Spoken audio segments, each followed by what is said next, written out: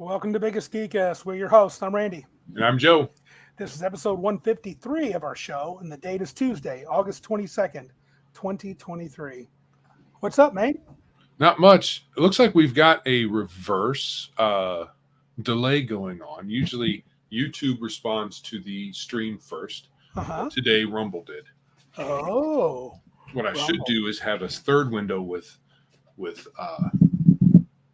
Twitch open and to see who's first. You know, who's on first, who's on second. Are we streaming on Twitch too? Yeah. Oh, okay. Wow. Twitch 3. Twitch 3? We have 3 spots. Correct. I got that. That was slick. Cool. Welcome. Looks like Tunk and Todd's in the house. Flady and L and Martinson. Who else made some comments? Housey and H.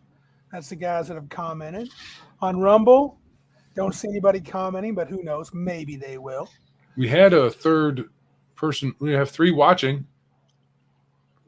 So maybe the third person, which is third of you having it open, me having it open, and then the third person, maybe that third person will chime in. Maybe I should get on Twitch because I have a Twitch account.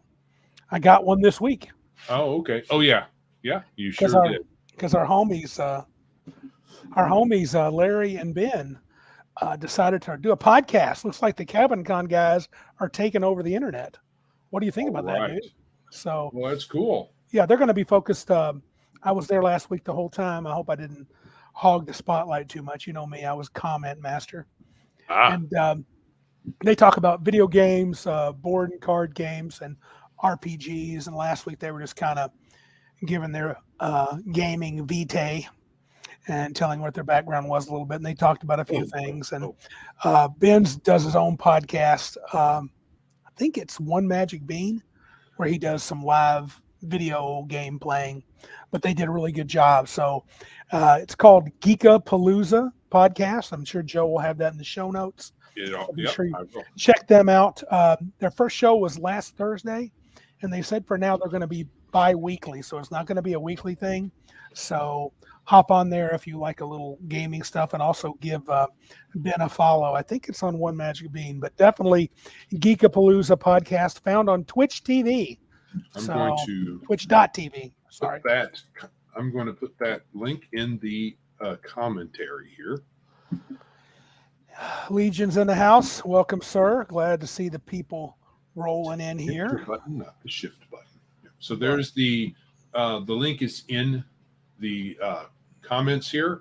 They will also be in the I can put it right now. I can put it in the description for those who would prefer it that way.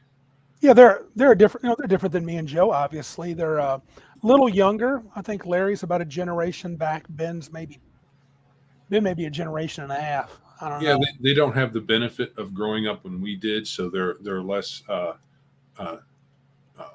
stuck in their ways. Yes. I think they're as stuck in their ways, just different ways.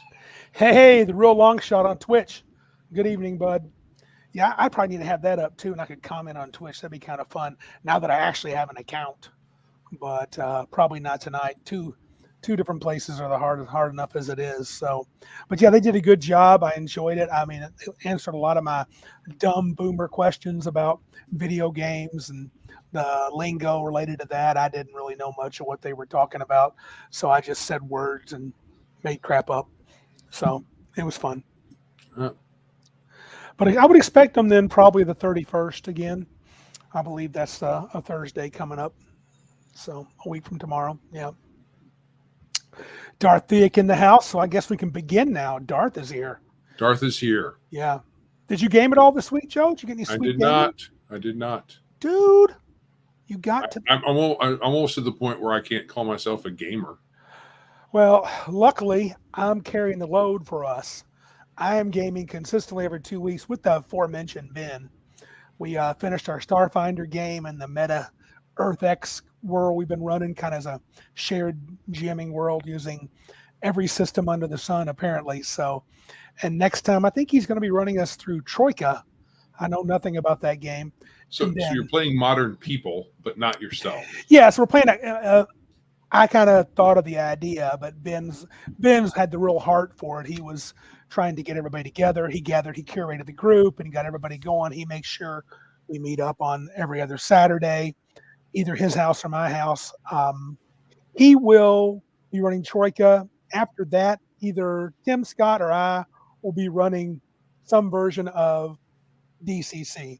If I run, it'll be the fantasy version, probably whopping first level characters.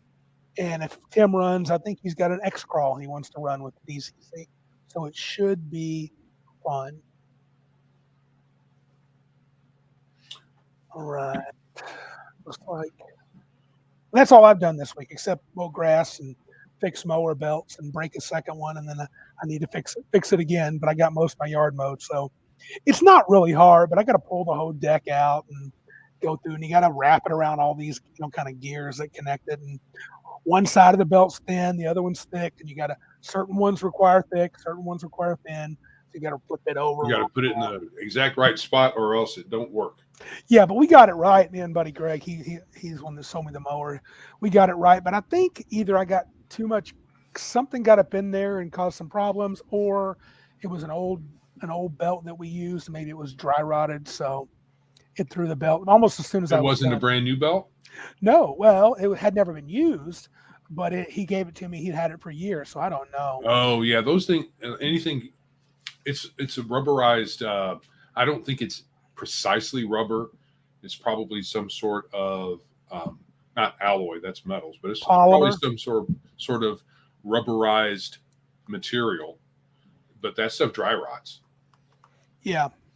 So, but I got a brand new one that came in through the mail, and I'm going to put that one on. It's an actual John Deere, so that'll help. Flaty's hopped on Rumble as well to pump the numbers. Thanks, Flaty. So, yeah, but other than that, that's what I've been doing my sort of get back to school, like the teach. It's kind of like in high school where you have a teacher's week before the school year starts. We're kind of doing our thing at Delta, and so I've been doing that for the last couple of days, and then tomorrow I got one more day of that, and I think I'm ready to rock and roll. I'll be teaching next week. So, anything exciting with you then? If no gaming, you've watched any cool shows that are nerd related, or done anything fun? You know, I'm kind of. We watch YouTube videos from certain people, like right after we eat dinner or right during dinner, and I try to stay. It used to be me wanting to look at the firebrands all the time. You know, the folks who are outspoken about issues. And now I'm to the point, so I wasn't, and then I was, and now I'm back to, yeah, they all have important things to say, but they're all saying the same things over and over and over and over and over again. Right. So, okay, I get your point. So I don't need any more of that. Right. And it can make you a little angry if you let it. It can. I don't think it's good for you to watch a lot of that. Yeah, I've learned that the hard way because Joe was well into YouTube before I was, probably only within the last 2.5, probably a little before we started doing our podcast or doing the podcast on YouTube. I was watching some, and then I had a whole bunch of angry people channels, and they were definitely what's the word you use when you're like echo chambers, because they were mad at the same stuff I would get mad at, and so. And it just recycles that. Most of them don't have more than a half a dozen points to make, and they make them over and over again with different like clips and whatnot. But it's all the same points. It really is, and and then they all overlap. Yeah. So I've gotten away from that and more into this guy called Atomic Shrimp, and he does a variety of different things. He's not focused on one topic, and it's DIY stuff, a little bit of scam baiting. He does some foraging where he lives in the UK, so that's interesting. And he does some weird stuff, like he'll buy from a website like Temu, the new Amazon competitor, is how they're calling themselves, and he'll buy a few things from them that seem like they're probably a little scammy, and then he'll say, "Are these scammy?" And then he'll buy them and he'll use them and see how good or bad they are, and then he'll post about it. Aren't they supposed to be connected to China pretty directly? Temu? Yeah. No, I think it's more Indian, Okay. but I could be wrong. All right. I have no idea. I haven't looked into them. I don't either. That's just what I'd heard recently. Yeah, I don't know. So yeah. So I and the funny stuff, like my wife found these guys, the barbershop quartet, mm-hmm. and they have something called the Old McDonald's blah blah blah farm, where all of the animals have human ailments like ADD or the octopus that's octopelagic. And all of these things, and then it's funny. It's more funny than I'm conveying likely. So I've been lunch break. Yeah, I've been getting less on YouTube and watching more been watching pro wrestling with Martinson some. I said that before. Been a long time since I've been into that. The last probably 6 months I've been kind of liking that.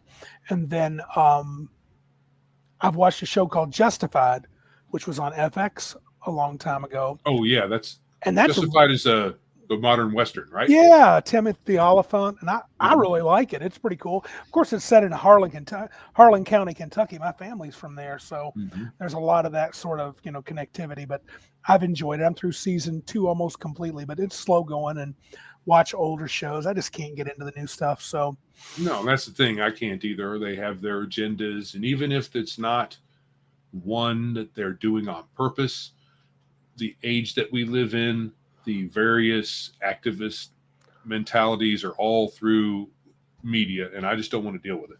Oh, I think that guy Chato, if you've ever listened to this Chato dude on YouTube, he lays it out pretty good, and he's not a righty. He's nowhere near. No, he's a lefty. Nowhere as conservative as me, but let's agree to disagree and have fun with our attitudes and not get in each other's face about it. Yeah, don't get your feelings hurt. That's his kind of attitude. All right. So yeah, I tend toward more enjoyable, funny content. Like the guy Uncle Roger. Yeah, I'm not heard him. Okay, Uncle Roger. There's a comedian. He's an Asian comedian whose persona is Uncle Roger, and Uncle Roger reviews cooking videos and he's Asian, so he's Chinese, and he watches people cook Chinese food, YouTube videos, and he'll critique them, often very hilariously, and they all make all kinds of mistakes. But cool. And that's funny. It's a little bit of its lowbrow humor, but it's. Yeah, it's better for me. It's better than watching a bunch of angry people being angry about things. Right. Okay. Shall we jump into the official segment 1 then? Yes, segment 1A. Well, 1A we kind of talked about, right? Oh yeah, we did. So we talked about our buddies onto why everybody's here, because everybody wants to know the facts, and we're going to give you the facts. We're going to tell you what's right and wrong. Correct. And if you think it's different, you're wrong, and you need to listen to us. Right.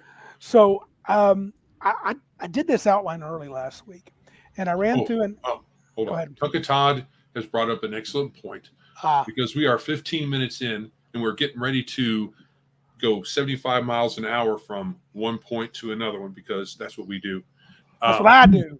That's what you do, and you've influenced me poorly.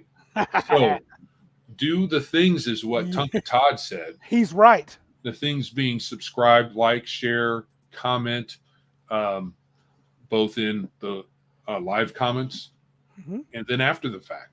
Tell us what we're ugly and our mom's dress up funny. I mean, that's something that you can do. And you're probably right. So right. As long as there's comments, as long as they don't have certain language in them, they can be anything, and it'll be comments. They don't have to be even related to what we're talking about. Not that I would like that, because it'd be useless to read through it, but you could if you really wanted to.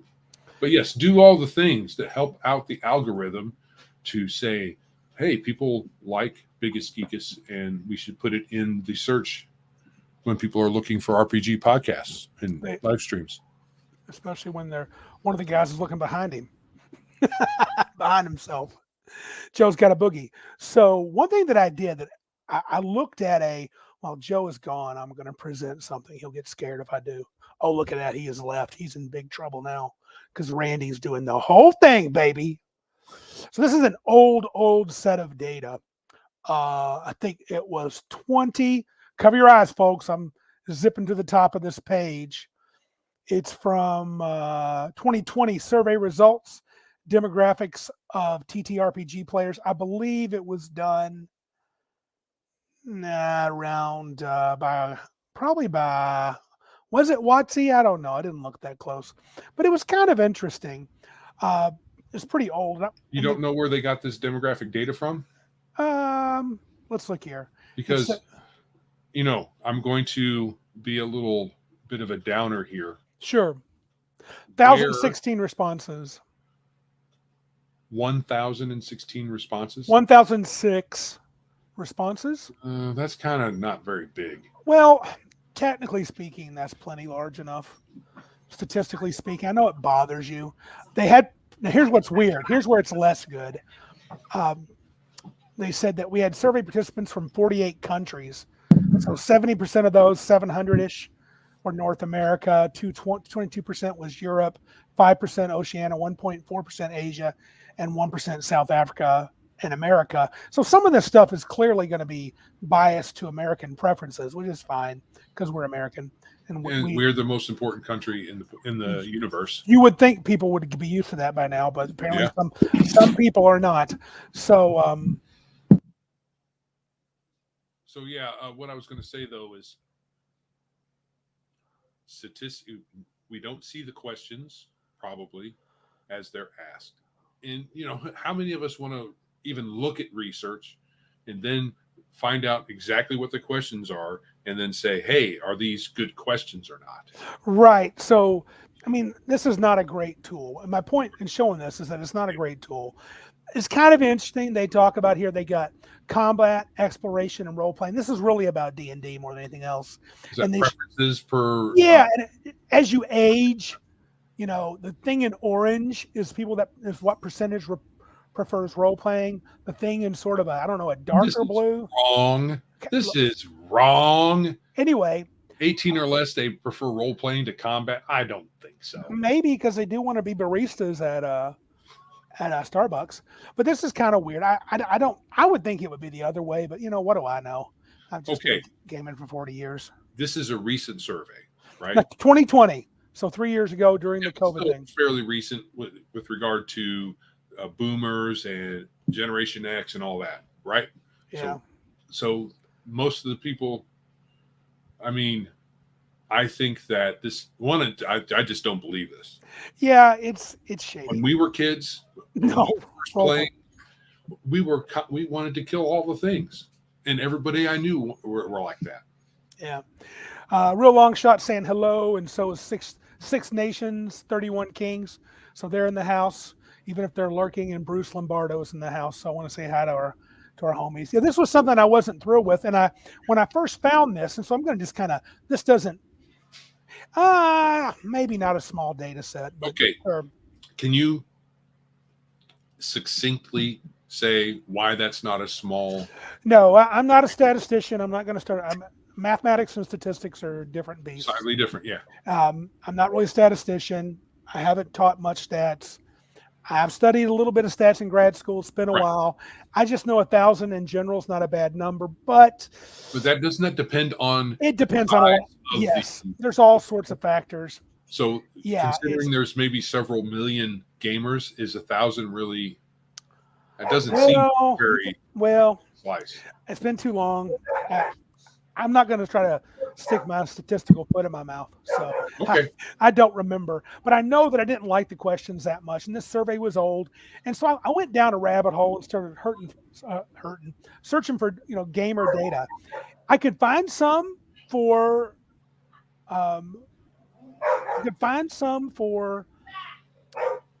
video gamers, more data, at least claims. I didn't look at them deeply, but I did look at them, but I couldn't find much for tabletop role players. So I kind of just found some links where people were discussing some things. So it's really hard to. I want to interrupt again. Sure. does this differentiate between online gameplay, like massively multiplayer, or is this all tabletop? Yeah, that's a good question because their claim is it is tabletop, but it was during COVID, so it was probably online as well.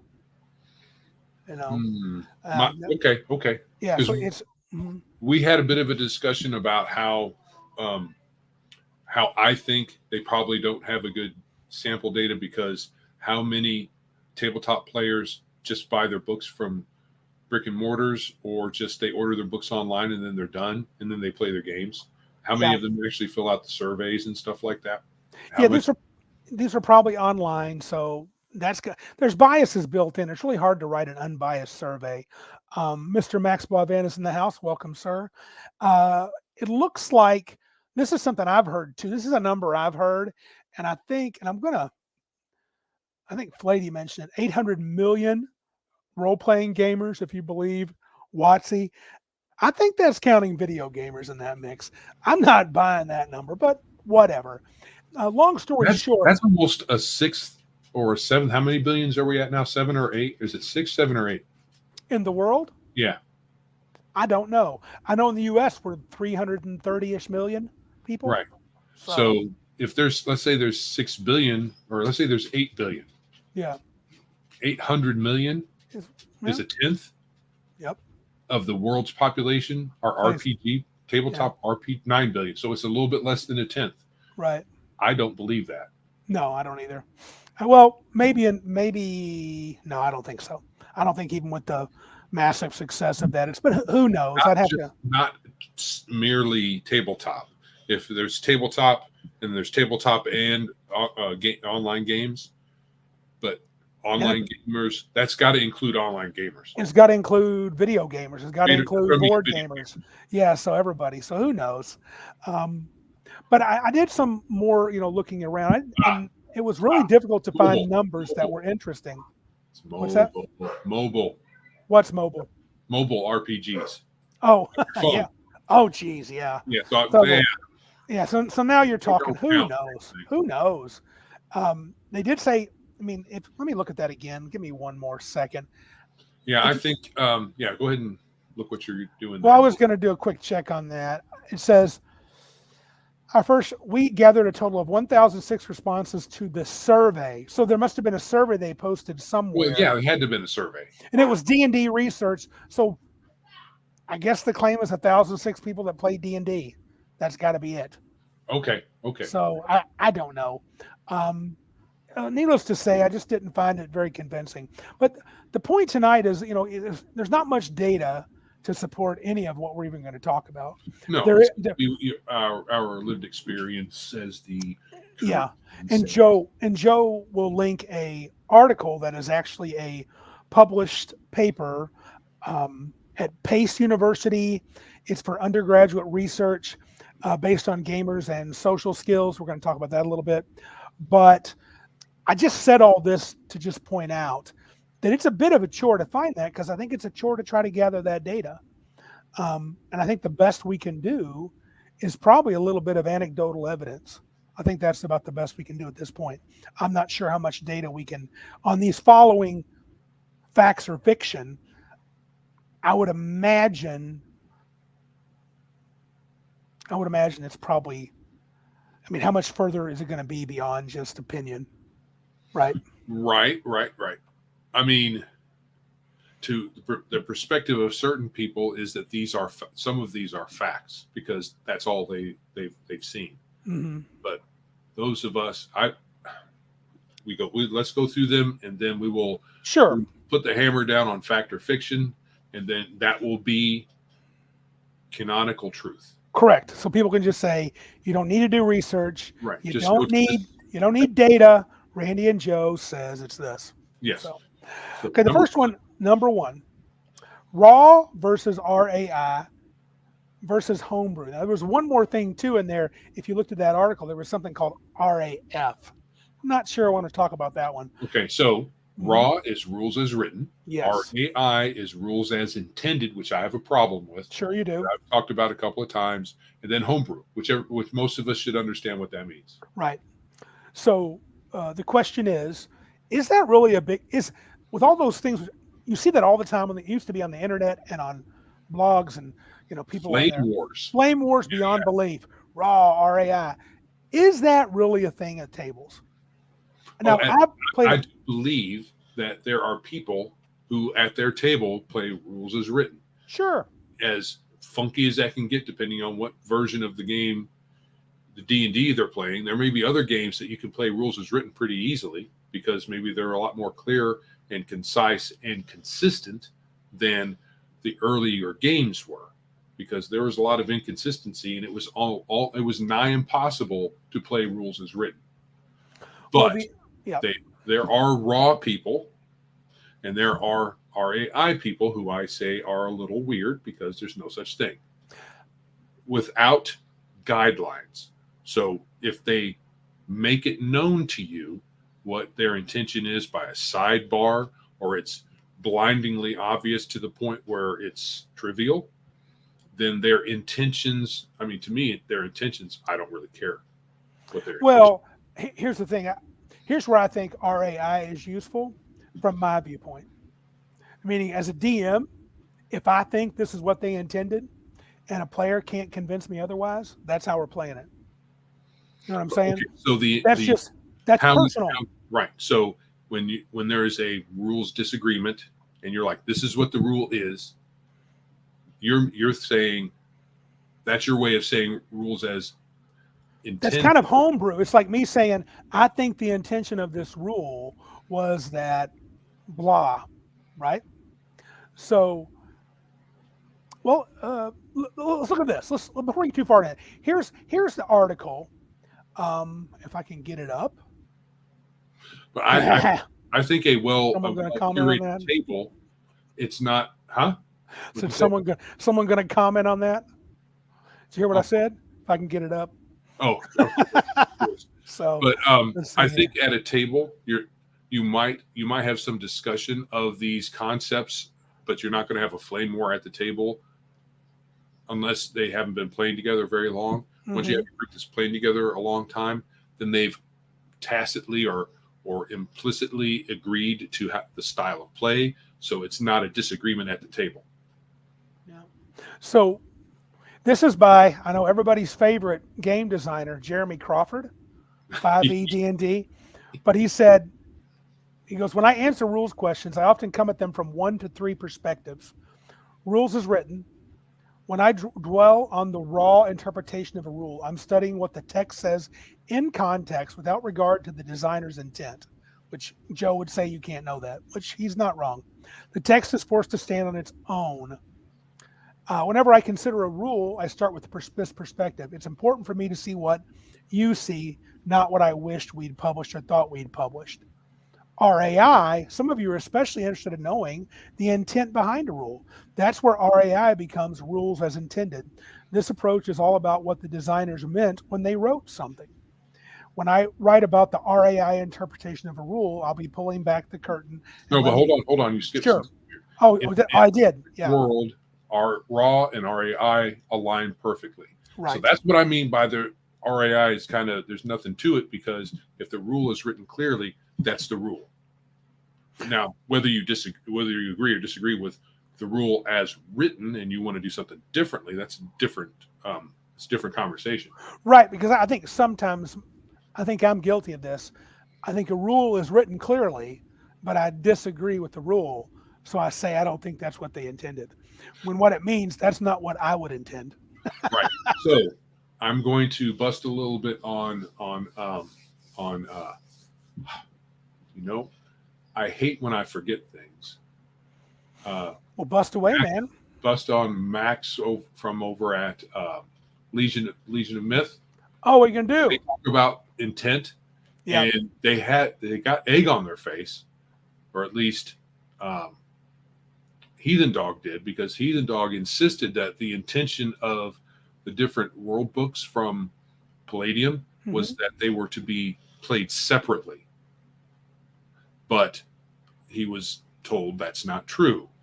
That if you play them separately, you can. But if you want to mush them all together, you can as well. Right. So when that's kind of a hallmark for me of someone claiming they know the intent of a rule, and me thinking, well, no, you just imposed your own opinion on it because that made sense to them. It makes more sense, and I get where it makes more sense. It makes more sense that you don't mix them together because it's clunky. Yeah. So why? But Sure. no, the writer said they all go together, or they all can go together. So when we say intention, for me, if it's not clear, if it's not clearly stated in the rule, and they have kind of a sidebar explaining an intention, because some people do that, then fine, intention. Otherwise, you're guessing most of the time. Well, yeah, I don't think it's like you have to. It's a dangerous thing to try. Okay, well, if you say this is their intention and the intention doesn't match the rule, that's when I say you're reaching, right? If there's no way to get from that rule to what you say the intention is, oh, sure, then or if it takes some leaps of faith, kind of. But I think when Heathen Dog says what he says, I don't think that was a leap of faith. I think that's what most people would think the idea is you play in these worlds not all at the same time. Well, I don't know, because maybe like I said, I understand where he got there. Rift, but then again, Rift's is a portal world everywhere you want to go all the time. Mishmash of different things. Yeah, who knows? I don't know. Rift is not really where I have much strength and knowledge there. Iron Man makes a good point here. If I can put Iron Man's up, not this other one. Let's see. RAI is how I play, but it means rules as interpreted. That's how I take RAI. That's fine. I'm good with that. Welcome, Chill Gamer. When I don't like thinking I can guess the intention. I just look at the rule and say, this is what the rule says. Yeah, but I'm not going to be stuck on if I think a rule's dumb. Well, sure. I'm not saying that. I'm just saying the intention was to. This is the rule. Right. Okay. I'm not saying good or bad. I mean, we all like to tinker with the rules anyway. Sure. So this is the rule. I don't worry about what the game designer intended, because that should come across in the language of the rule. If the rule is poorly written, then we have to do some interpretation. So that's what I do. And then I just say, well, this is what I think it should mean, and I don't really care about anybody else's opinion. Right, and I think Elle's got a good point. This is where I agree too. RAD, rules as decided. We decided our table. I think Joe's intention, and here's where I think it's a fictional argument, because I don't think most tables do anything more than decide, hey, here's how we're going to play. Here's how we're going to play Grapple. First edition D&D, I think it's dumb, and so we're not going to do this rule this way. Whether they intended it or not, I don't like it. So this is how we're going to do it. This is how we're going to do it. Because D&D for many years has been kind of a DIY, like I've said, a DIY game, mainly because of the way it was written, and because there was a lot of guidance to that point. Do what you want. Darthiet comments, I believe the Heathen Dog's option of keeping the books separate is, I think, more for ease for the GM and gamers. Everything is located in just 2 books, core and world book. It's less to shuffle through. I think I've heard him say something like that too. It's a real mess. But he did think that was his interpretation, was the intended way to play. And the Palladium guys. And I understand it, and I kind of agree with him a lot of most of the way, because you throw all that crap together and it becomes really chaos. Yeah. To finish this article off, I've already got some comments. I should have started them. He adds one more called RAF. This is Jeremy Crawford article. Regardless of what's on the page or what the designers intended, D&D is meant to be fun, and the DM is the ringmaster of each game table. The best DMs shape the game on the fly to bring the most delight to his or her players. Such DMs aim for rules as fun. We expect DMs to depart from the rules when running a particular campaign or when seeking the greatest happiness for a certain group of players. Sometimes my rules answers will include advice on choosing the RAF interpretation of a rule for your group. I recommend a healthy mix of the 3. I concede that last statement a little bit. Only a little. A little bit. I'm not inclined. Come on. Well, I mean, okay, some game elements like the grappling from first edition, that wasn't fun. That was tedious and gave everybody a headache, except for a couple of people who said, "Oh, that gives D&D its distinctness."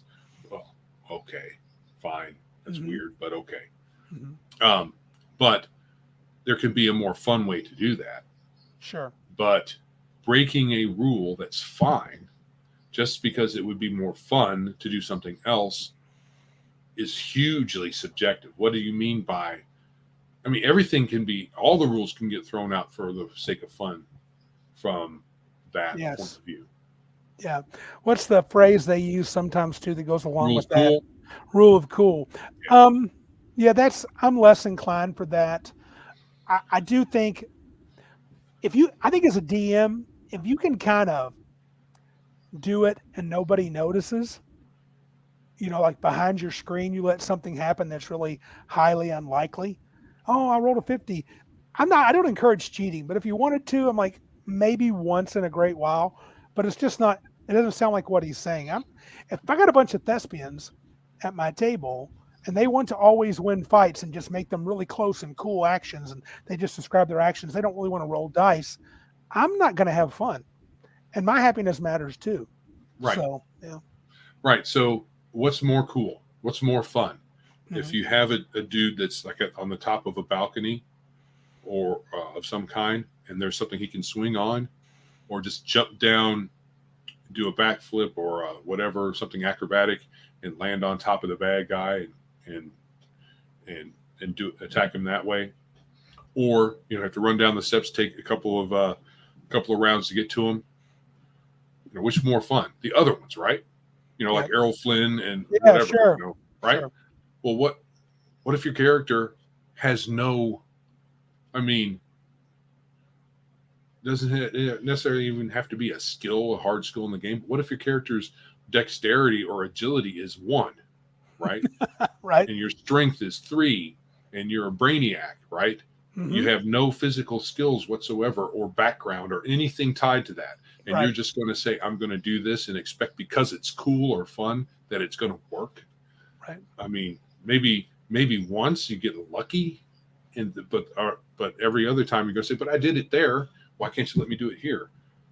Right.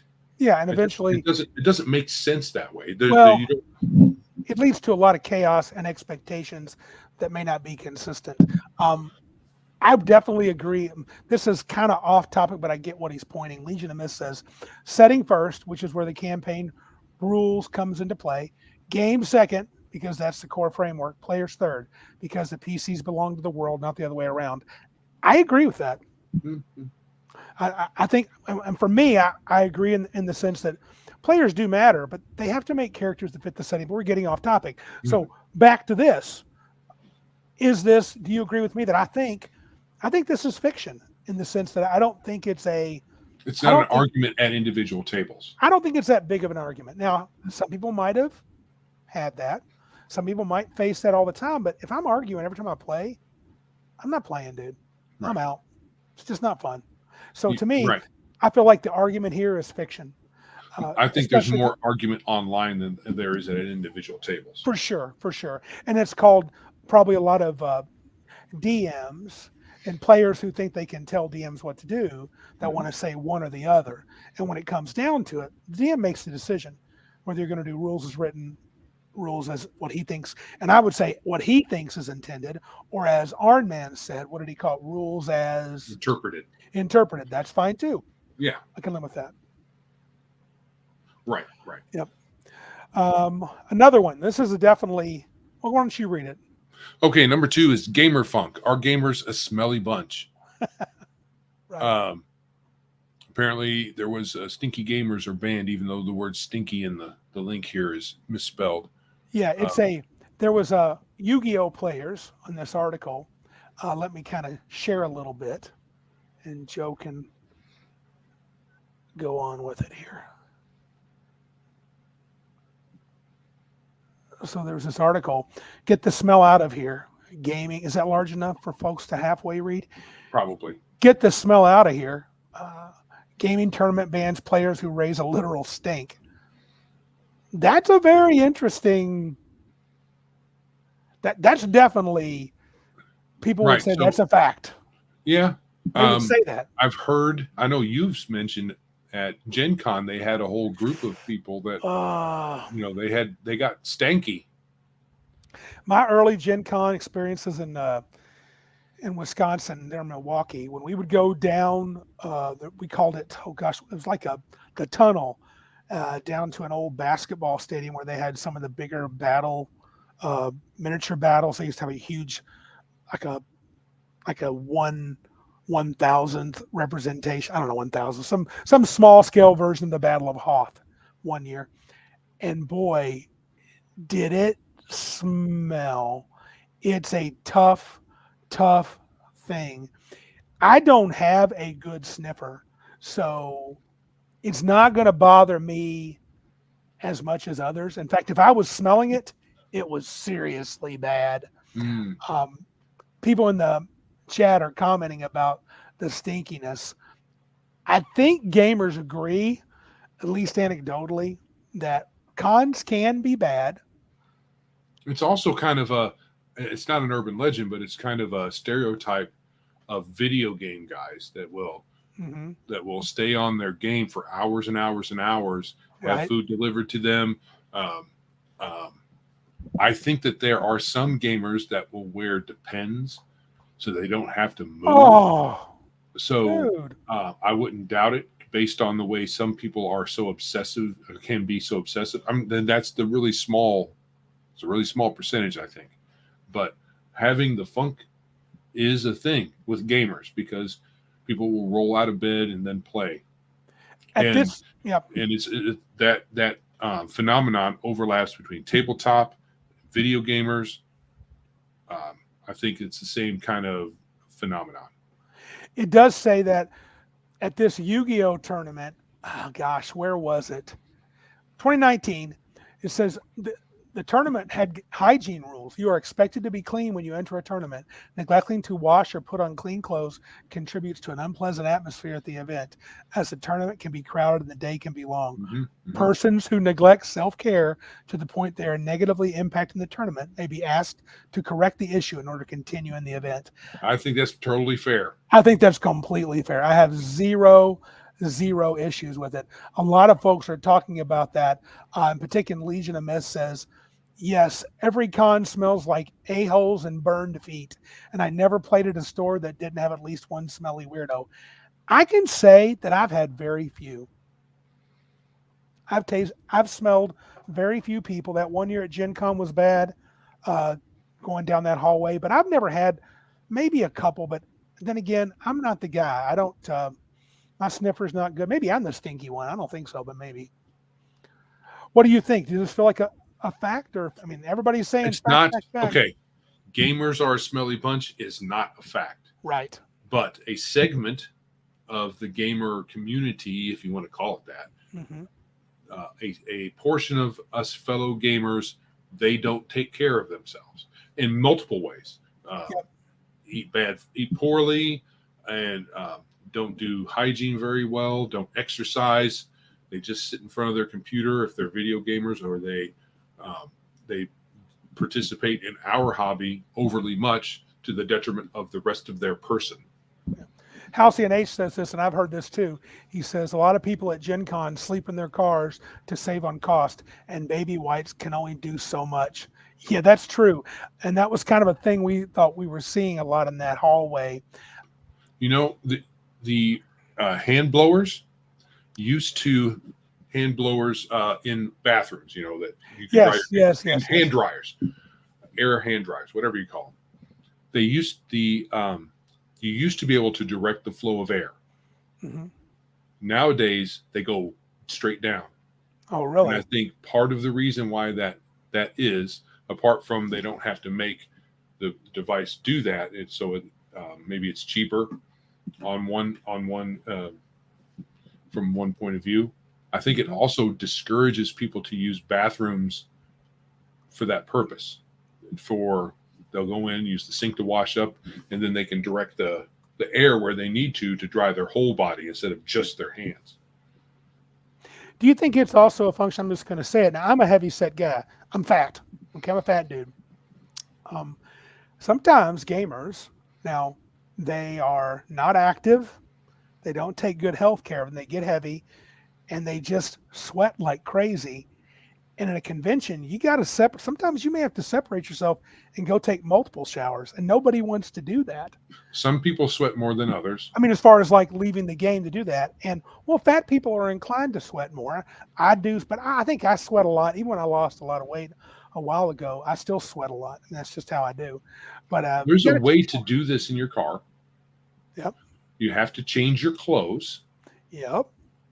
And you have to use deodorant and all that stuff. And probably the wipes will help a lot if you actually change your clothes. If you do a lot of sweaty things, then it's going to be less. The things you do to mitigate sleeping in your car is going to be less impactful. Yes. Yeah, there's ways to do that. I mean, it's not like you have to be 7 showers a day, but some people should probably consider that. I think at a small convention like Big Geek Con, yeah, probably not quite as bad. What is Bruce saying? Oh, I don't Duke know. Cannon. I don't know who that guy is. So Duke Cannon is a soap brand. Oh, okay. Yeah. Yeah. So I think I would say this is true in the sense that gamers are not a smelly bunch, but they have a faction. So right. This is. But I would say it's not limited to gamers. No. There are smelly people in all walks of life. So saying that gamers are smelly is a misnomer. Right. People can use certain things to give them an excuse to not do their hygiene. And gamers are just a people group. Yep. So, yeah, there's fat people in all walks of life. There's lazy people in all walks of life. There's people that just won't take care of themselves in all walks of life. So, I don't know. So I don't think it's a function of being a gamer. I don't think so either. I just think there's a portion. And when you're at a convention, you're in a confined space. You're more likely to run across that odor, right? When you're in a confined space. All right. Next one. Con crud. If you go to a convention, you will likely come home with the plague. I think that's probably another. I haven't gone to any convention except for our annual Cabin Con, and I've only come home sick one time, and that is your fault. True. So, but we haven't like surveyed our group to see if that's been an issue, but it's never been an issue for me. But I have a pretty good immune system. I hardly ever get sick anyway. So I imagine that anybody with a somewhat compromised or maybe below average immune system, yeah, they're going to get con crud because they're going to be around a lot of people. You never know where they've been, what germs they might have. So yeah. I even see some YouTubers who talk about it for years, or on podcasts. Every time I go to a convention, I get sick. Every time I do this, I get sick, and I'm like, that sounds like it's you.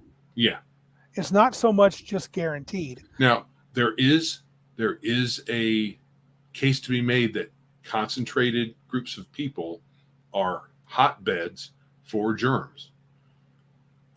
So I think on average, anywhere there's a high concentration of people for a length of time, you're going to have more people get sick afterwards or during.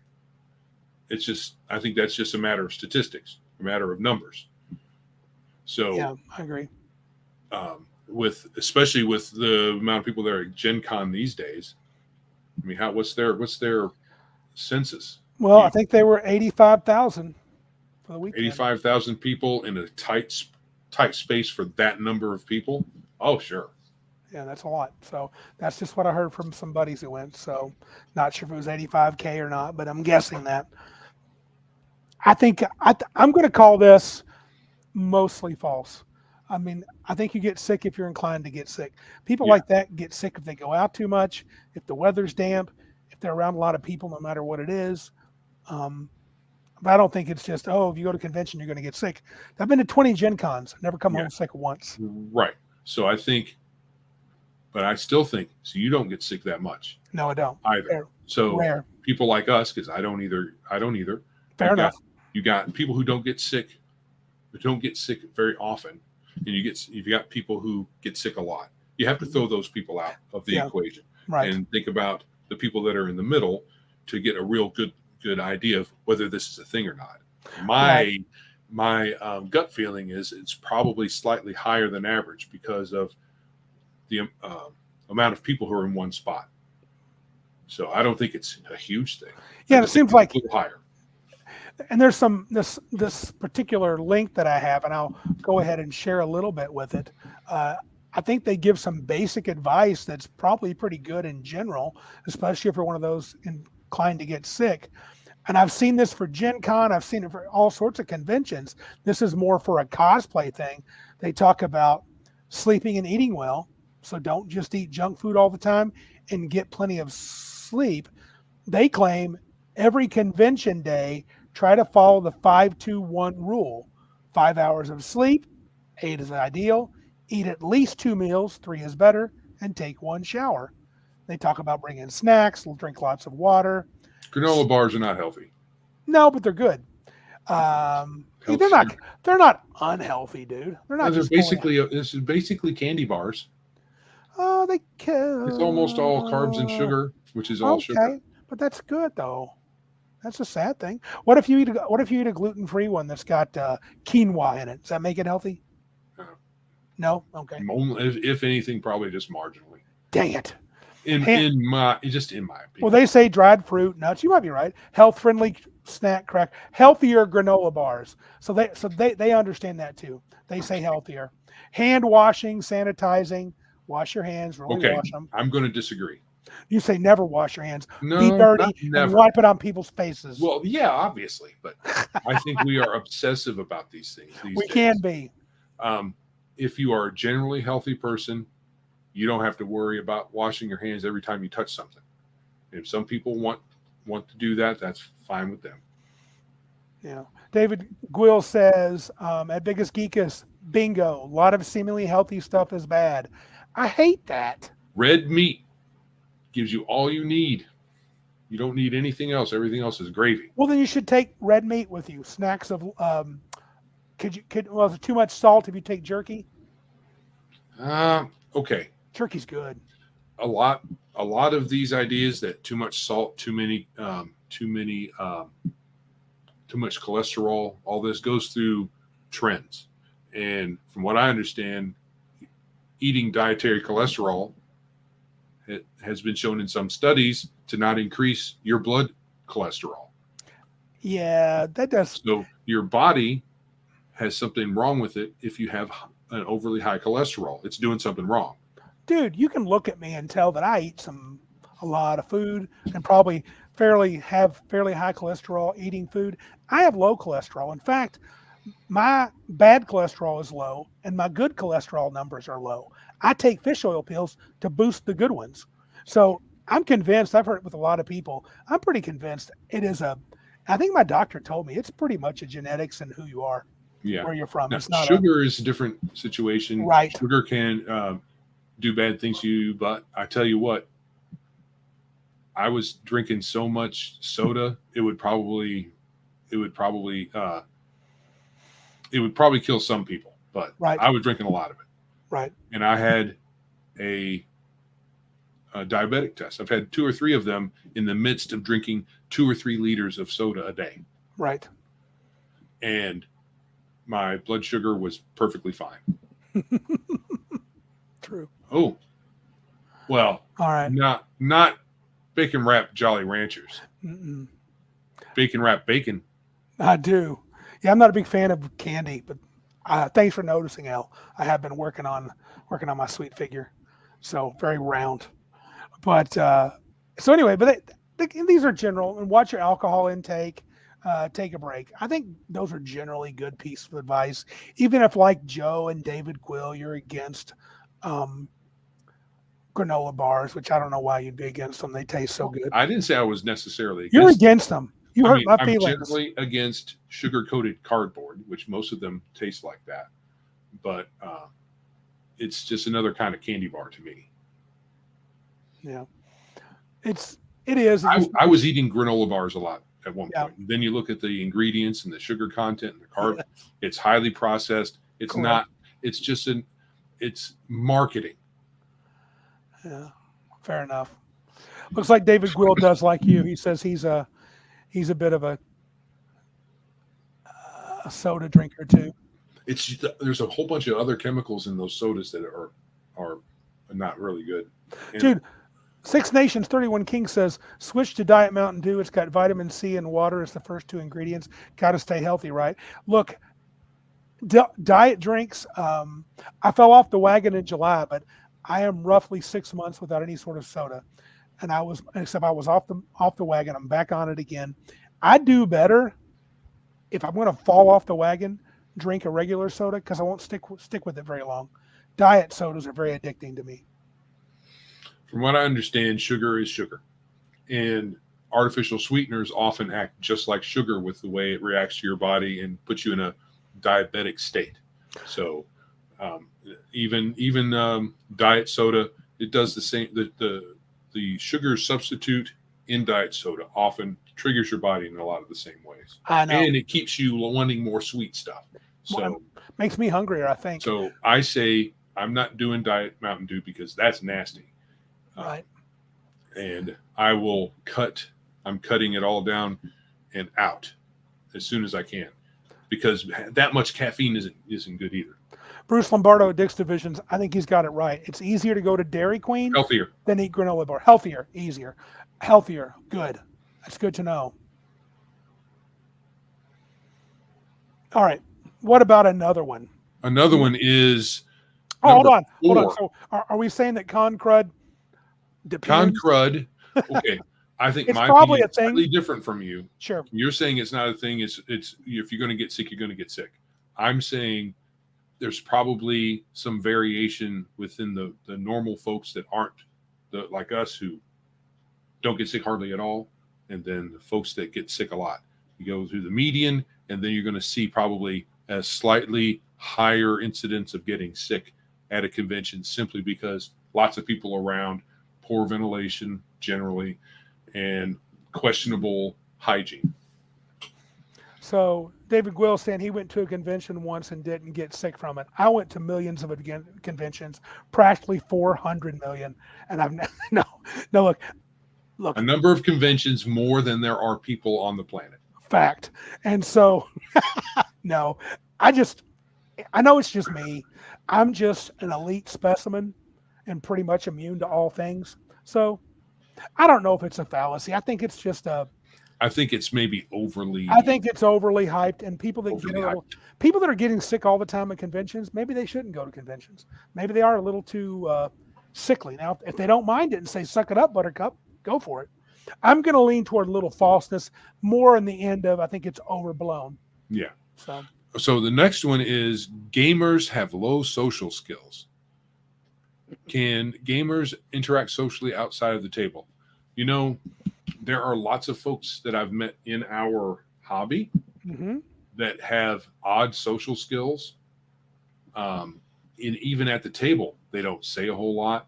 They roll their dice and do their actions, but participating with the even just the bantering. It doesn't necessarily have to even be the role playing, but the bantering, they're kind of reserved. But so in my experience, there is some truth to it. Yeah. But the thing is, when you play a long time, if you really embrace the hobby, you're going to improve, because part of the game is talking to different people, because there's at least another person, if not 3, 4, 5 other people at the table. And then, some DMs, they're kind of schizophrenic. So you're playing multiple people and you have to react to those multiple personalities that DM has. Mm-hmm. So if you are playing at the table, your ability to speak, if not in front of lots of people, at least in front of a table of people, should improve, unless you're just rolling dice and waiting for somebody else to go. Well, the article that I'm not going to show you here, I've not fully read it, but it's a literal paper from Pace University by someone named Lily Spinelli.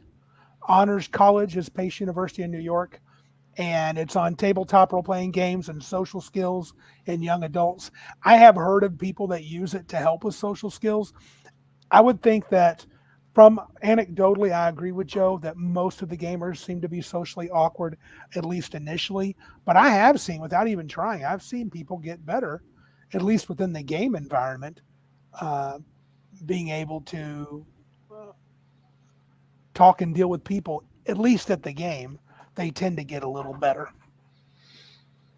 All right, so there's some commentary about how the game isn't exactly the same as socialization. I'm going to disagree.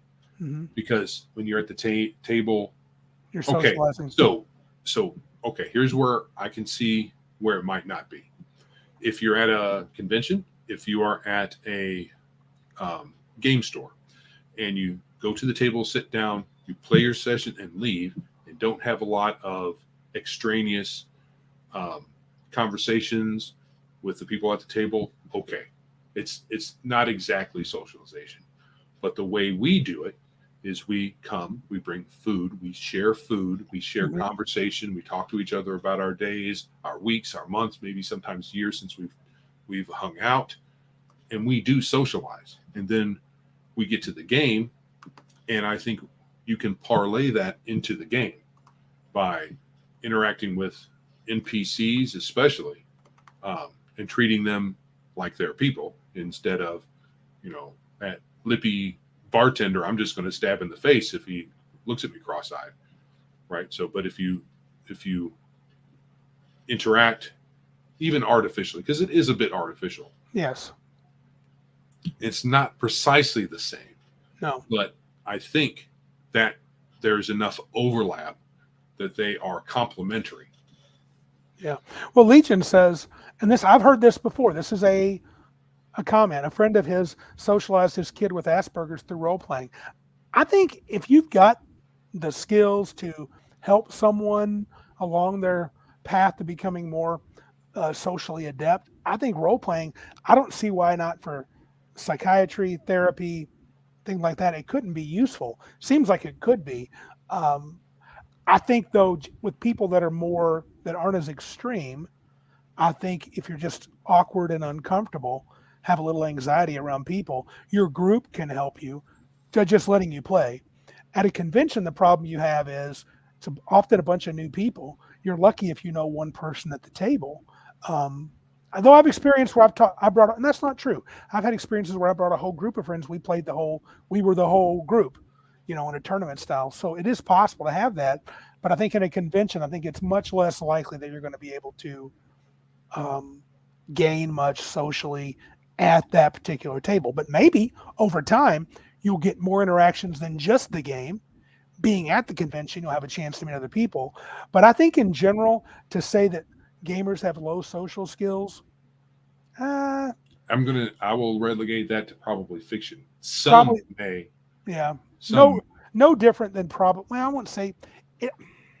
It might be higher. There might be a higher percentage because the game, there might be an attractive part of the game so that they can get together with folks that they share common interests. Because the chill gamer here says, for him, it's the context of the game. It's in the context of the game. Yeah. And within that context, he's fine. But outside of that context, not fine. So perhaps there are people that need that context to be able to overcome any social anxiety, if you want to call it that. I think we like to call lots of things anxiety, but people do feel that an anxious thing about dealing with people outside of that context or the context that they're comfortable with. Mm-hmm. And I know I used to be very introverted, and Yeah, I wouldn't but really. around us, you weren't really. No, Not really. but I still wasn't. I don't think I was as talkative as I am now. No, But you have come around. so, but that's also part of life too. I was in the Army. I was around a lot of people. I worked in hospitals. Mm-hmm. I had to talk. So I was forced to come out of my shell. Yeah. And it didn't kill me. Made me better, I think. I think so too. All right. And so we're going to go toward probably, are we going to say we think it's slightly higher than the average people or not? I forgot to bring up a point earlier. Yeah. With our very long rules as written, REI, Homebrew Rules thing. Yeah. Elle started out the whole chat with a point about a fallacy within or a fact or fiction point to make is that there is a right way to play. I think that segue, and I forgot to do it. So the segue was ruined. My fault. Oh. The rules as written, rules as intended, homebrew rules are all styles of play. And there are people out there who claim that there is a right way to play. And it usually falls in one of these. Yeah. Mostly in the rules as written. But rules as written folks say that's the way to play. And there are people who say that, but it's false. Well, I have a question. Hold on. What's false? It's false that there's one right way to play. There is one right way to play. Right. Now, there is a way to play that I prefer, and it's right for me, but there's no objective right way to play for everyone. Yeah, there are people that certain styles of play, certain games aren't for them. Right. I mean, we're not going to pay. There's no way Joe and I are going to sit down and play Thirsty Sword Lesbians. I knew that's the game you were going to say. Right. It's just not going to happen. No. And at this point, I'm hard pressed to even sit down and play Fate, even though I kind of like it. I mean, what I mean by like it is I like the Dresden Files idea. I love reading that book, but Fate's kind of. I could probably get into a Fate game, but I could be there's time. Joe knows I could be a story gamer. I could be that dude. I mean, I could be a thespian, even though I don't want to play a lesbian. I don't know. Is that right? Did I say that right? I don't know. Yeah. I think we should move on. I think we should. So your turn or my turn? I will go. I think I went with 4. So okay, number 5. Gamers are smart. Does the average gamer have an IQ that is above average? Now, the video game article does claim that's true, but I don't know if that's true. So there's a study that this person has done that suggests that it's true, right? There is a study. So let me get that. Well, it's for video games. I could find nothing on TTRPGs. Let me get this set up so we can see it. So this would, and this is on gamers. PC gamers are actually the highest of the video gamers. Give me a second and I will share if I can. Moving very slowly. I'm going to have an anecdotal say so before you get into it. Okay, I got it. Yeah. Mm-hmm. For some anecdotal evidence. Many PC gamers are very knowledgeable about how to put together a PC, how it works. Most works very well with the games they like to play. So if they're playing a high intense game, the most successful ones are the ones that have a high-end PC that they know how it works, and they can overclock it, and they can keep up with the trends, or not trends. They keep up with when hardware has new versions and updates.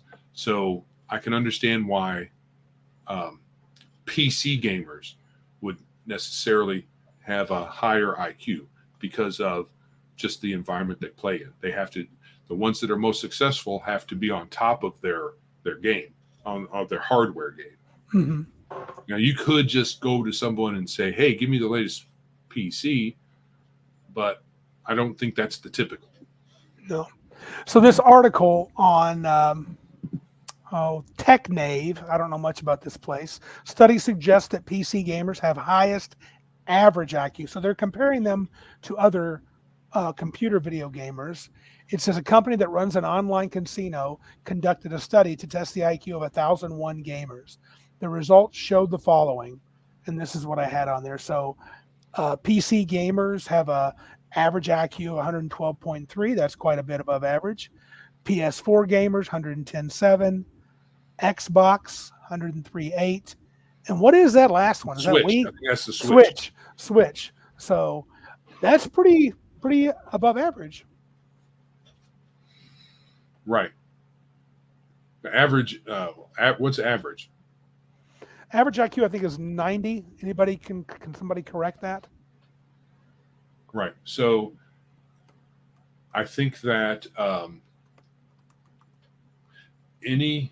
so it's a single study with 1,000 people. I could see them saying suggests this, and more research needs to be done. But I can understand how it could be true for PC gamers, right? But console gamers to a lesser extent, because I don't even know if the Switch even has upgrade paths, because I don't have one and never did. I know the Xbox has some limited forms of upgrade paths, but mostly storage and then controllers. But beyond that, I mean, you have to buy a whole new console for most upgrades, I think. But you don't take out the processor. I don't believe so. Oh, wrong one. Quick Google foo confirms Bruce says average IQ should be about 100. I just did a quick Google search. It seemed to say that, so I'll believe it. So it looks like these video gamers are above average in general. But that's video games. I could find nothing on role-playing gamers. I can say from my experience, they're all over the place. All over the place. I think they would I would rate them high on curiosity. A lot of role-play gamers find things very interesting as far as, I mean, just the fact that they have kind of a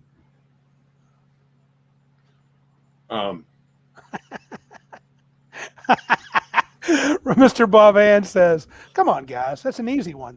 More men than women are gamers, therefore the average IQ will be higher. Oh, that's funny. Well, IQ among men is higher. I don't know about on average, but definitely the higher, there's more men in the higher brackets. There's more male geniuses than there are female, at least currently statistically. But on average, they're very close. Yes, on average, they're close. I think women are slightly higher in the middle. They might be. Their mean might be slightly above men's, but men vary more than women do. Correct. In many of these demographic studies that have lots of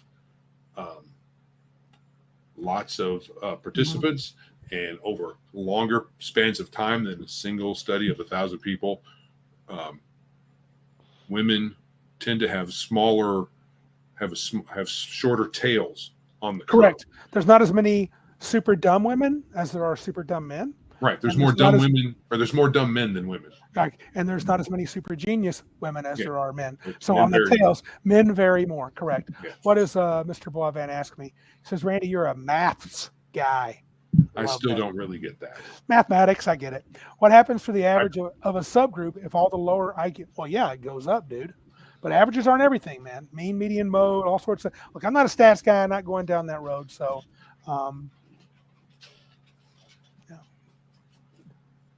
yeah, Patrick Demo repeating what we said. Right. So, gamers are smart. Some are not. Yeah. You don't have to be particularly smart to grasp our game. No, you don't. You have to have a love of whatever genre. However, I can't tell you how many gamers I've seen that I don't think that they're incapable of doing adding whole numbers. I just think that they don't want to because I don't like math. And they don't want to. It's 12 plus 8, dude. Yeah. That's not really math. That's arithmetic. So my experience is same as Randy's. It varies greatly. It does vary greatly. Oh, yeah. So the last one, I'm glad I have the last one. I know it's perfect for you. TTRPGs, tabletop gaming, has been and still a boys' club. Wrong. Okay, not on purpose. It's like anything that has ever been ever. Certain activities are people gravitate to certain activities based on their likes and dislikes and tendencies. More men over time until now because of activists. More men. I still think there's probably more male gamers than female gamers on the tabletop sphere.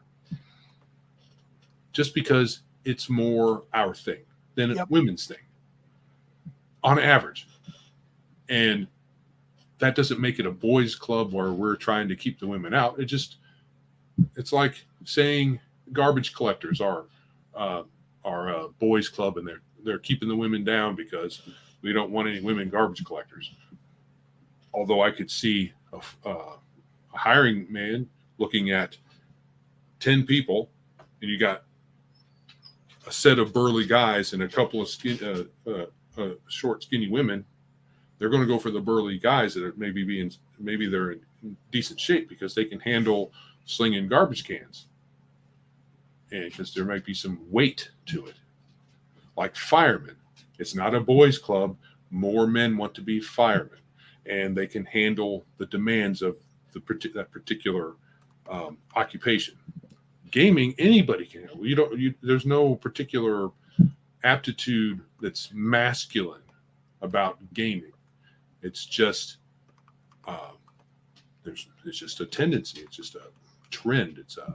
On average, more men are interested in it than women, and that doesn't make it bad. There are plenty of women that game, so saying that it's a boys' club is stupid. Yeah, it's. We had women playing D&D, girls, back when we were young. I think my cousin Shelly was one of the first that ever played at our table. Several cousins of mine played. Girlfriends played to more or lesser excess. We've had a lot since we're adults. We have wives. I think we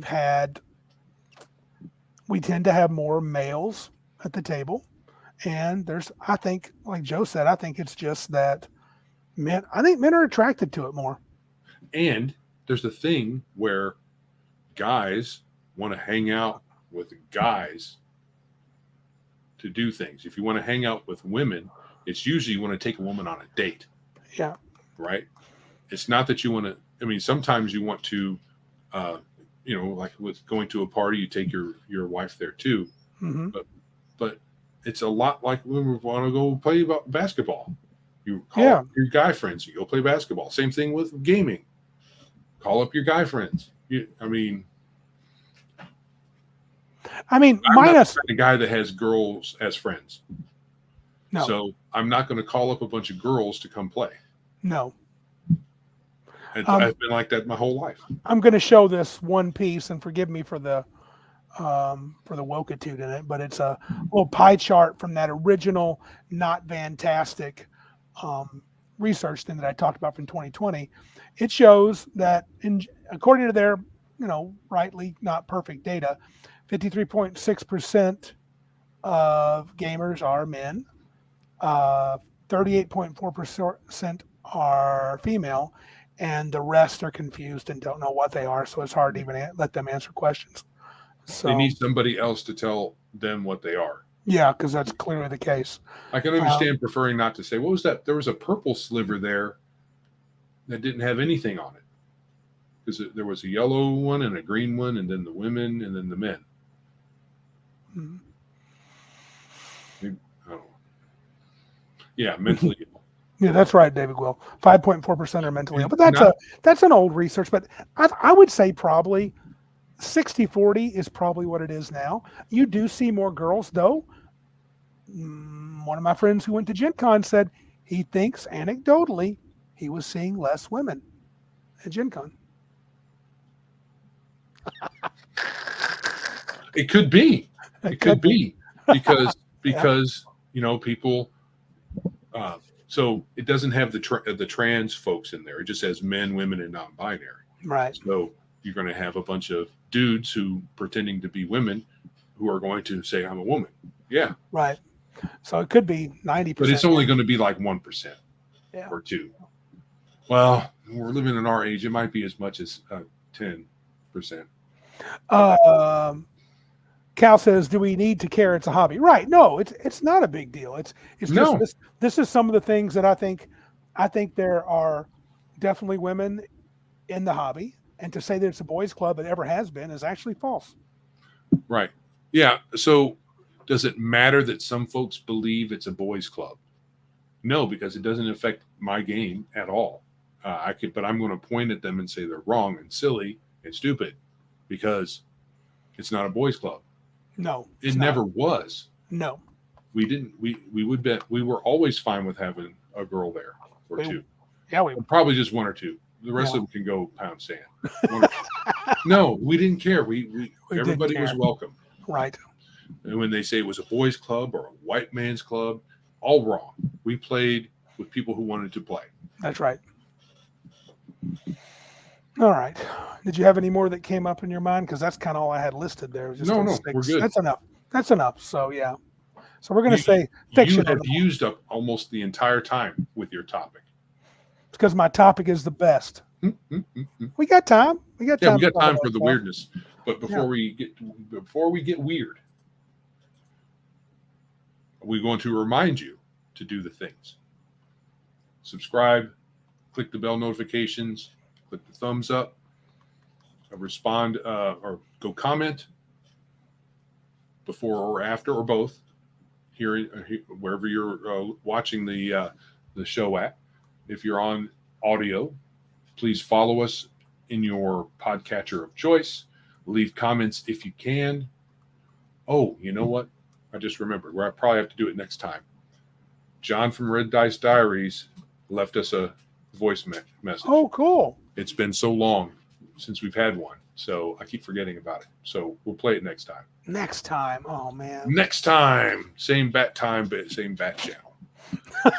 Hold on. Jack the 71st. He's suffering from what I do. He says, we always have lady gamers and other types. Oh, we're moving on. Sorry, dude.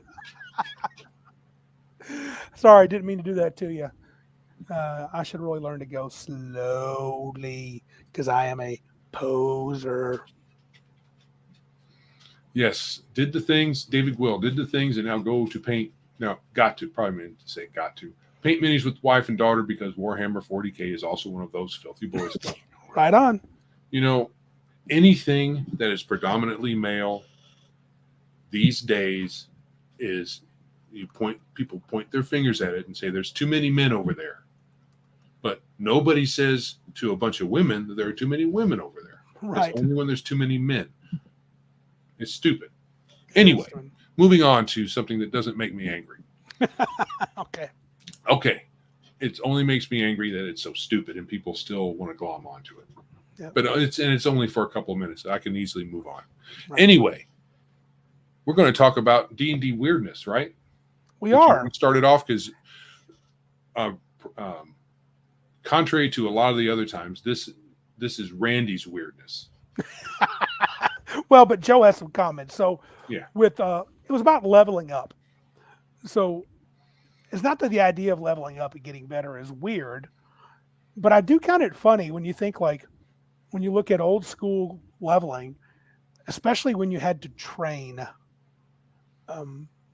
You could technically get enough experience points in an adventure to gain 3 or 4 levels, but I think in some versions of the game you had to scrap all that but one. Yes, there are versions of leveling up. I don't know if it is necessarily old school, but you did lose any experience points above what you needed for the next level. That might have been a first edition thing, but I don't know if it was a that alone was weird because could you not get a lot of experience really fast in like a job? Go on bunches of like if you're an electrician, we were talking a bit about electricians. If you're an electrician and you just went on bunches of jobs your first year, you could get a lot better really fast. Yeah. So that was kind of weird. Yeah, on average, if you do a task a lot, as long as you aren't retarded, I guess, you're going to get better at it. Some people may have a ceiling to where they get to, but I think it's for most people, you're going to get better at a thing if you do it a lot. And then I think to counter that, though, it was weird when you wouldn't do that. I thought it was also kind of weird that in new school gaming, you could gain enough experience points to level, and they kind of, and I say new school, I'm going to say third edition and probably other games since then, they want you to level up mid-adventure. I guess that's possible.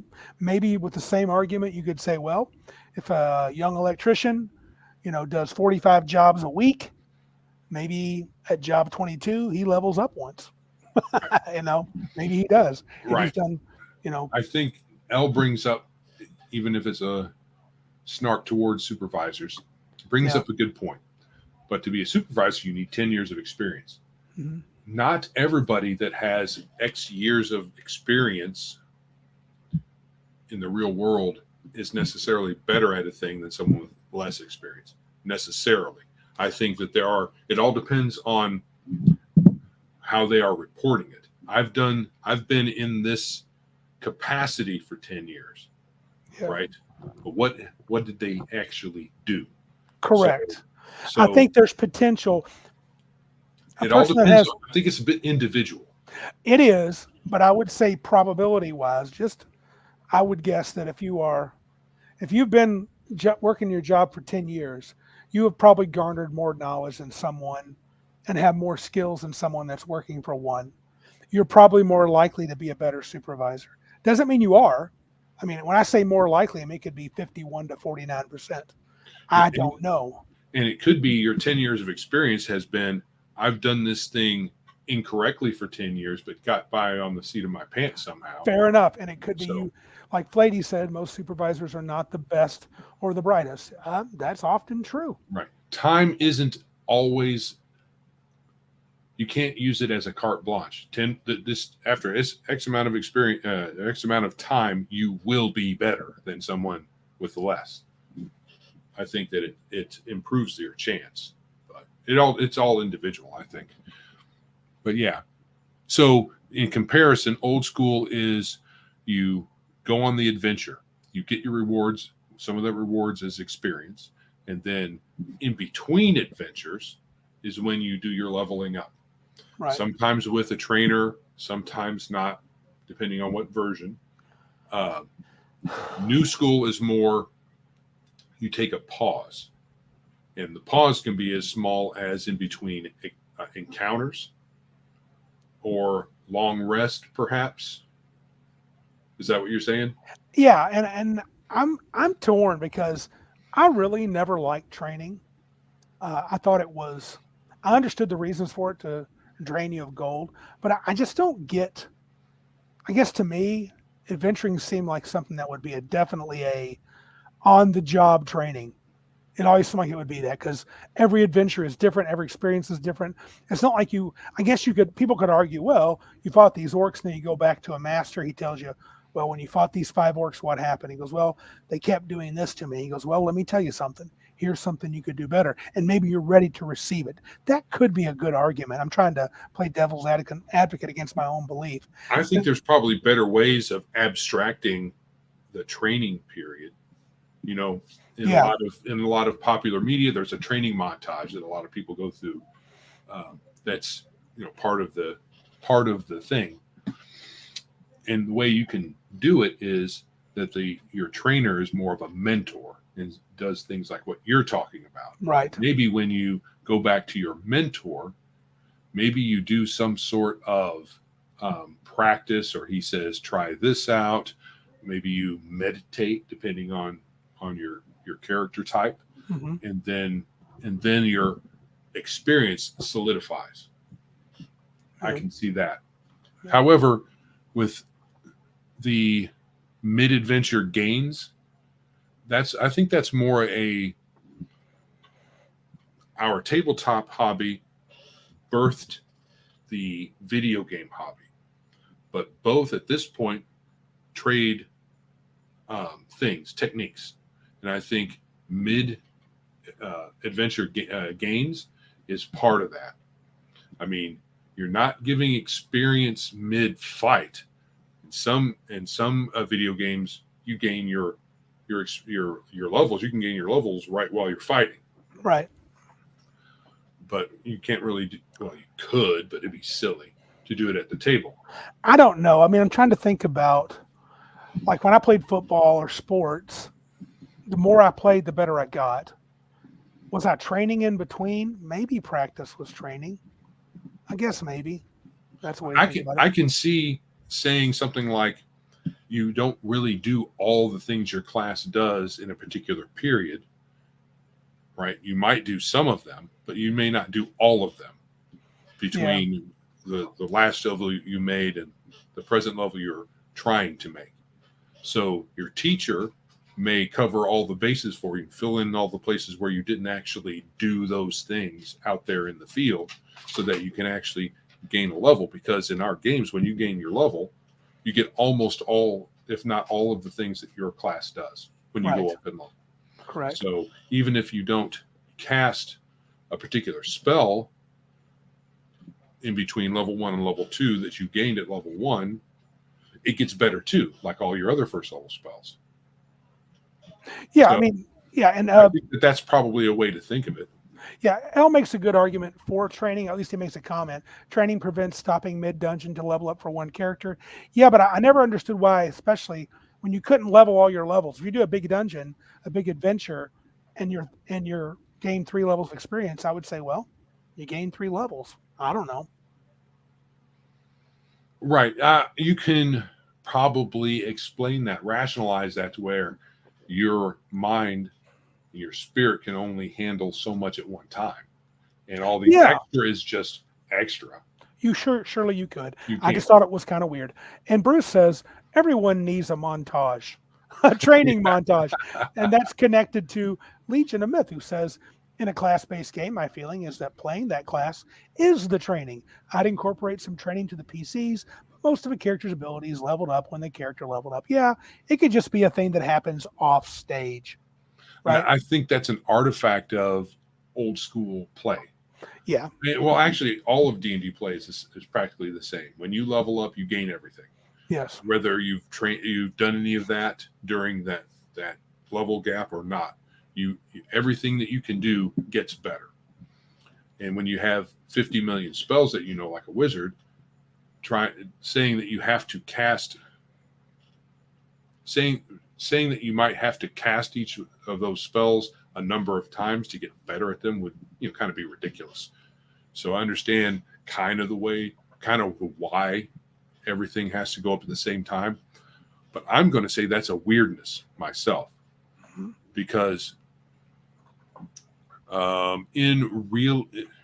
trying to make it more of a verisimilitude, kind of a internally consistent but not overly dependent on reality type thing, saying that all of your character's capabilities all level up every time you level up is a little odd. Yes. I think it'd be better if you could have more of the game that Max likes most that we drink to. Earth Dawn. Earth Dawn is a bit there's classes, but there's also some piecemeal things that you can do to qualify to level.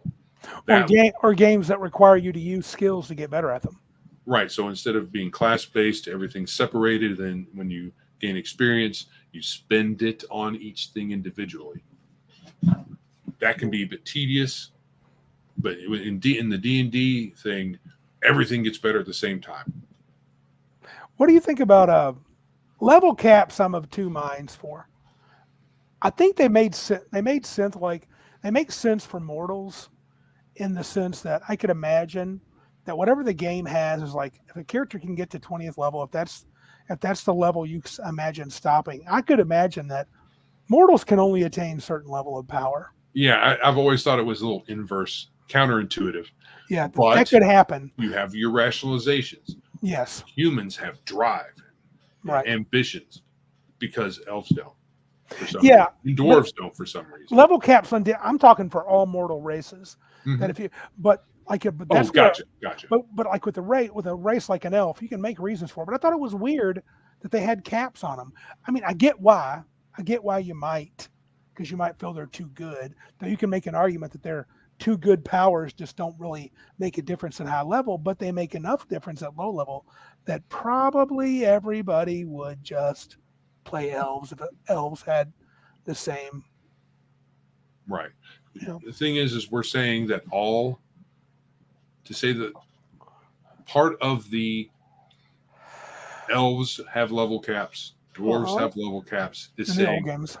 saying that in level and humans don't, is part of that explanation is that humans are varied across the board and have lots of diversity within the race. Dwarves and elves absolutely don't. They're stuck. They have one path, or maybe two with elves, magic or fighting. Old school elves, still one path. Dwarves, one path. Halflings, one path. Yeah. And they all are the same, essentially. Right. Which you can say that, but I'm going to say that's weird. It's probably a little weird. Jack the 71st does comment, a game we were playing, the level cap is solid in games like Hyperborea RPG. Yeah, they just say it's 12 because, well, for everybody. You got humans, but you're only playing humans. So there you go. Yeah. Even though the humans are all a little different, but not terribly. Right. So the level caps and race things, they're kind of tied together and it's all kind of weird. And we make rationalizations and they're all incorrect because demi-humans were given level caps because holy Gygax didn't like them. Correct. That's a fact. So everything we say about the reason that they are capped is what we thought earlier before we were told that Gygax did this for that reason. And they're all rationalizations and are incorrect. You can still use them in your game and make so that you can have elves and dwarves and humans be different enough so that you have multiple races and there's a reason there's multiple races and dwarves are different and elves are different and they're not just pointy-eared humans. So, but as far as leveling,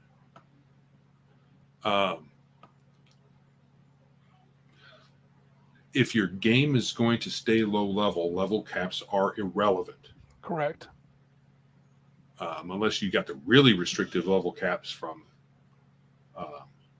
first edition. Right. 4th level cleric for a dwarf or whatever. Right. Mm-hmm. So, yeah, I think that if anybody's going to have a level cap amongst all of these races, it's going to be humans. I kind of agree with Darth here. This is interesting. A side note. Darth says, I personally think that the multi and dual class system was set up wrong. I think that humans should have had multi-class and demi-humans should have had dual. I kind of lean toward that. I mean, I remember thinking that initially because they have a shorter way to live. Yeah, and so you're going to be trying all this crap, trying to master it all at once. Whereas an elf are like, I'm going to master sorcery. I'm going to be the best wizard on the planet. All right. Now I'm going to master fighting. Best fighter on the planet. Now I'm going to master being a priest. Be the most holy dude on the planet. Yeah, I agree with you, Darth. I think that's definitely, it feels like that would be better, but both of them were kind of weird to even have separate stuff, but whatever. That's fine. Right. Anything else on level caps? I don't have much else to add by myself personally. Right. So I've already mentioned what I think is weird about everything increasing at the same time, but there's not a whole lot you can do about it and still be playing D&D. Yeah. Because that's just the way D&D works. It's in my opinion, a bit odd, but okay. Yeah. Another kind of weird thing is for everybody, all the classes, defeating opponents and gaining treasure make you stronger. Right. Right. So you don't even necessarily need to use your class abilities to defeat opponents. Right. You could throw rocks. You can trick them, and they can fall over a cliff. You can do all kinds of things. But when you defeat the opponent is when you gain the experience. I know that there's some variance within the editions where fighters have to kill opponents with their weapons and wizards have to cast their spells. But the general way that you increase your strength is defeating opponents and gaining treasure. In older school games, just gaining coin gave you experience points. Which for the games, you find a bag of gold, and you gain a level if it's enough right? gold. Because you were treasure hunters, that was the idea, and so hey, that's how you get better. And there's nothing wrong with the gamification side of that if you like it. But I'm with you. I've been thinking a lot about our old mud sword again and how I'm going to play with it more, and thinking a lot about experience points and leveling. And I kind of would love to be able to find a sweet spot where I could have wizards have to discover things about the world. They have to learn new spells. They have to cast their spells. Rogues have to be sneaky. Rogues have to apply their trade. Fighters get more. I would consider it would be interesting to have a game. What if fighters got more experience points for defeating foes in combat than everybody else? Meaning they got full experience points. Everybody else just got portions. And maybe wizards got. Now you'd have to make it. To me, I'm thinking you'd have to make it. I would have a lower experience points amount that could maybe control that a bit, but I don't know. I don't know if that would ever work. It'd be interesting. Well, I've heard people talk about that. I don't know how well it works. And I was also, when we do this segment, this topic, I always want us to lean into these things, or at least to consider leaning in to the weirdness to make your game maybe a little more interesting. Now, I don't know how we can lean into the level cap thing, except by making, if you want level caps, making them specific to your table, to the setting you've made. Right. So you could totally say that elves, contrary to other level caps in other versions of the game, they are unlimited in wizard. And maybe limited in fighter, because you see elves as magical, not as less physically martial. Imposing. Right. And half orcs the same way, and other races you can see dwarves would be can't be wizards, but you can be great fighters because of the typical way dwarves are presented. But with training, you could lean into the training by using, as I said before, a mentor. So your characters find a mentor that can advise everyone in the party.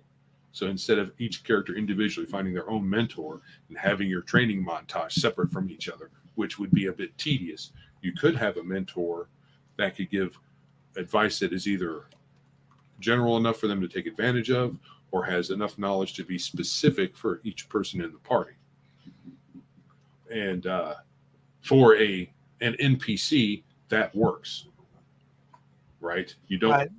Who cares what they don't. The NPC doesn't even have to have a class or anything like that. Nope. You can just say he has the ability to do things, train you, and advise you. He's maybe his class is mentor, right?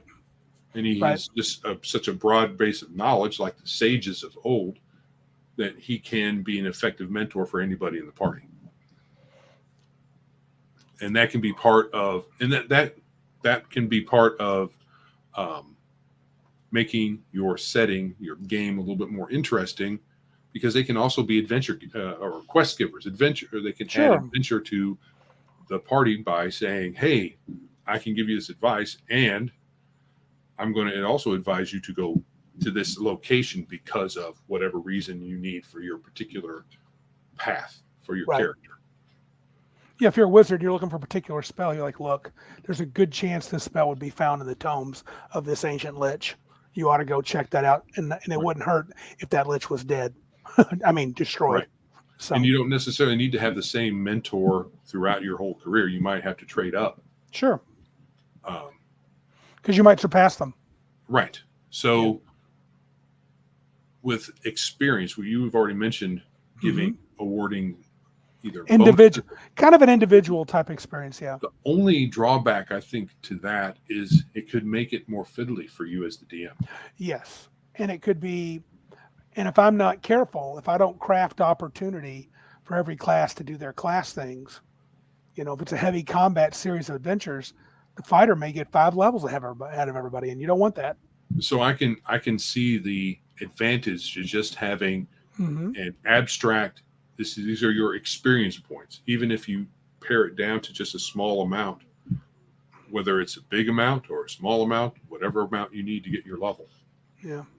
And if you're playing D&D, when you level, everything goes up. Right. But you could have goal-based things. Sure. But the drawback is more complexity. So you'd have to figure out if that's good for you. Right. That's what I got to kind of figure out, I think, for Mudsword. So leaning into this and making any changes for leveling up probably changes too much of the game for most people who like D&D. Probably. I think it could, yes. So, but if you're fine with homebrews.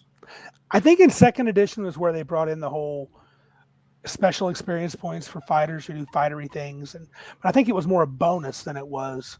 There's the core experience points, and then you give fighters bonuses. But it seems like fighters would get bonuses a lot more if they got more bonuses for just, I don't know, just fighting more. That's weird.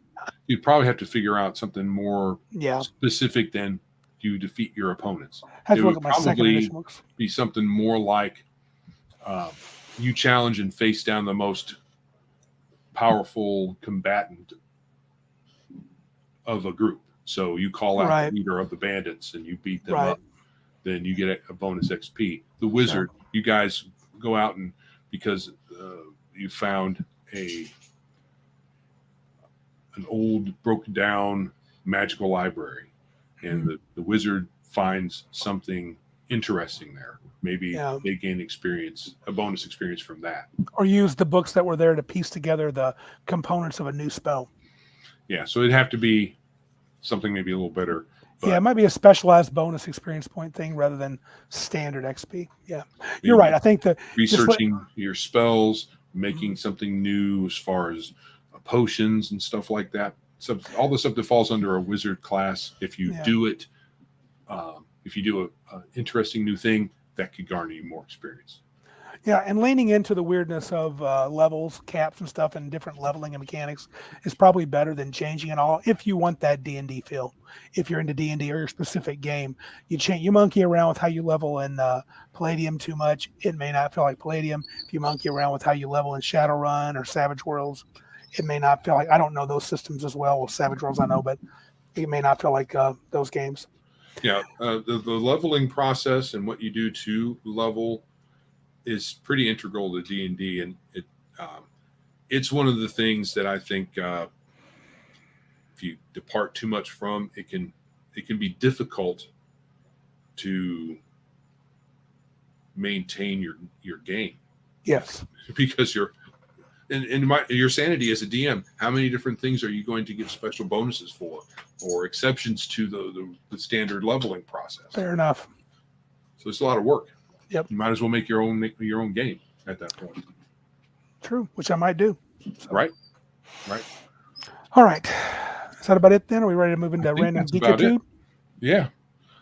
And I think Random Geekitude is probably going to go by pretty fast. Yeah. I have Big Geek Con is exactly a month from today, 22nd and 23rd at the 4 Points Hotel in Saginaw, the Sheraton. Venger Satanis has come up with a cool saying he was asking people what he thought his little tagline should be for his next convention. And one of them was try that at a small con. And I asked him if I could have it for Big Geek Con. He said, sure. So thanks, Venger. I think I may put that on our badges or something somewhere. Try that at a small con. So I don't get it. Oh, try that, Jason Aldean's song? No. You've not heard of that? No. Try that in a small town? No. Oh, okay. Well, that was big a few weeks ago or a month ago about... modern music often makes me sleepy. No, he was talking about BLM and riots and protesting, and he was saying try that crap in a small town. So okay. I may have heard a piece of that. Try that at a small con. So thought that was kind of funny. We may squeeze that in somewhere. Still, tickets are available. We're at about 21 people, and who knows will show up. The convention is going to be 2 days, 22nd and 23rd. Joe has a Discord place where I am going to be putting the games that people are running. You can also, what's it called, Joe, on the Big Geeks channel? Big Geek. Right. It's at Discord. It's, hold on. Yeah. I'll give the proper channel name for it. Yeah. And find our thing here, and I will copy and paste it. I will copy and paste it because I know how to do that on the computer. Copy link. All right. Here is the Discord link in the chat. I will also place it in the description. Cool.